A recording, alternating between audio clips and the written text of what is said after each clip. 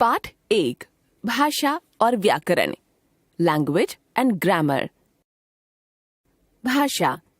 हम सब बोलते हैं, अपने विचार प्रकट करते हैं। पशु पक्षी भी विभिन्न ध्वनियों के माध्यम से एक दूसरे की बात समझते हैं। चौराहे पर संकेत देता सिपाही मुंह से बोलता नहीं, पर उसके संकेत कुछ कह रहे होते हैं। यानी सब अपने विचारों को किसी न किसी प्रकार से व्यक्त करते हैं, चाहे ध्वनि से या संकेत से। इस प्रकार एक के बाद एक शब्द जुड़ते गए होंगे और भाषा बनी होगी। भाषा शब्द भाष धातु से बना है। इसका अर्थ है बोलना।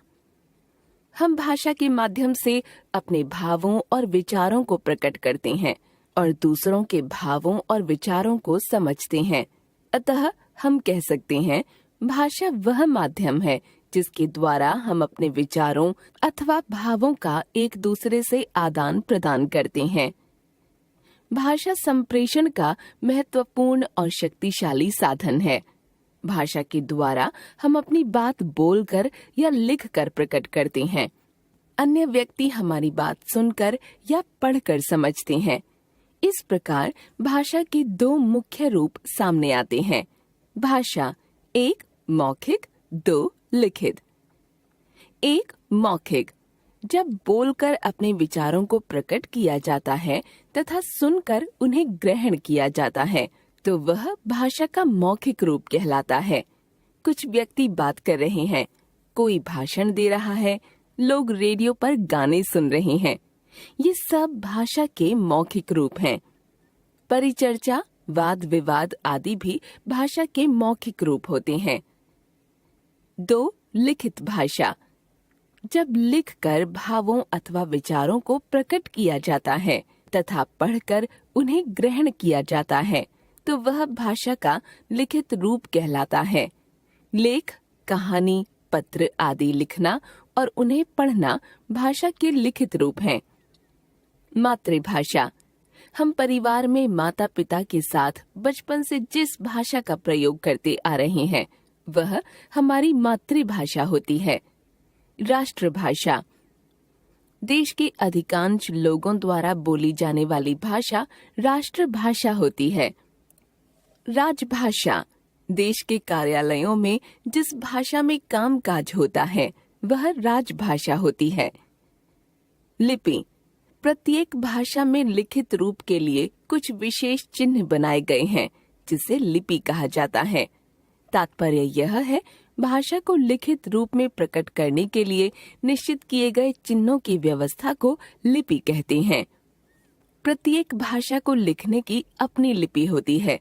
हिंदी भाषा को लिखने के लिए हम देवनागरी लिपि का प्रयोग करते हैं। संस्कृत, मराठी, नेपाली भाषाएं भी देवनागरी लिपि में लिखी जाती हैं। अंग्रेजी की लिपि रोमन है, उर्दू की फारसी, पंजाबी की गुरुमुखी आदि। संसार में अनेक भाषाएं बोली और लिखी जाती हैं। सभी देशों की अपनी भाषा और उसे लिखने की अपनी विधि है। भारतीय संविधान में 22 भाषाएं मान्य हैं। हिंदी, संस्कृत, उर्दू, असमिया, ओडिया, कन्नड़, कोंकणी, गुजराती, डोगरी, कश्मीरी, नेपाली, पंजाबी, बांग्ला, मणिपुरी, मैथिली, संथाली, तमिल, तेलुगु, मलयालम, बोडो, सिंधी तथा मराठी। व्याकरण, हम भाषा का प्रयोग अपनी बात दूसरों को समझाने तथा दूसरों की बात समझने के लिए करते हैं।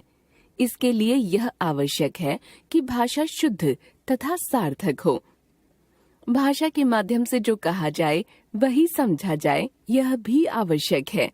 जिस प्रकार समाज में रहने के लिए नियमों और कानूनों की व्यवस्था होती है, ठीक उसी प्रकार भाषा को व्यवस्थित रूप देने के लिए हमें कुछ नियमों की आवश्यकता पड़ती है, जिनसे हमें बोलने और लिखने के शुद्ध रूप का ज्ञान होता है।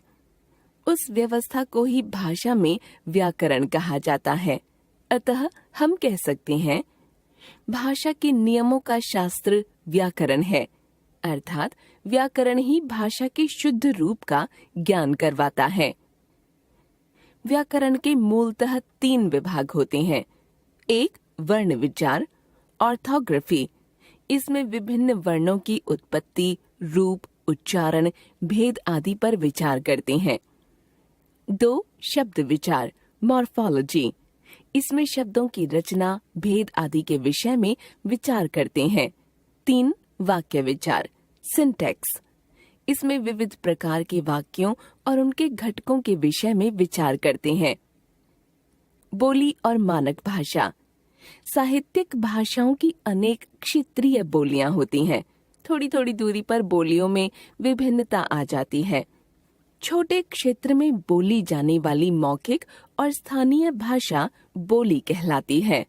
भाषा का व्याकरण सम्मत रूप, जिसे विस्तृत रूप से स्वीकार किया गया है, मानक भाषा कहलाता है। मानक भाषा का ज्ञान प्राप्त करने के लिए व्याकरण का अध्ययन आवश्यक होता है। अतः हम कह सकते हैं, भाषा का व्यापक क्षेत्र में प्रचलित लिखित साहित्यिक रूप मानक भाषा कहलाता है। एक बार फिर से, भाषा के द्वारा हम अपने विचारों अथवा भावों का आदान प्रदान करते हैं। भाषा के 2 रूप होते हैं, एक मौखिक, 2 लिखित। प्रत्येक भाषा को लिखने के कुछ विशेष चिन्ह होते हैं, जिसे लिपि कहते हैं। भाषा के शुद्ध रूप का ज्ञान व्याकरण से होता है। छोटे क्षेत्र में बोली जाने वाली मौखिक और स्थानीय भाषा को बोली कहते हैं। भाषा का व्यापक क्षेत्र में प्रचलित लिखित साहित्यिक रूप मानक भाषा कहलाता है।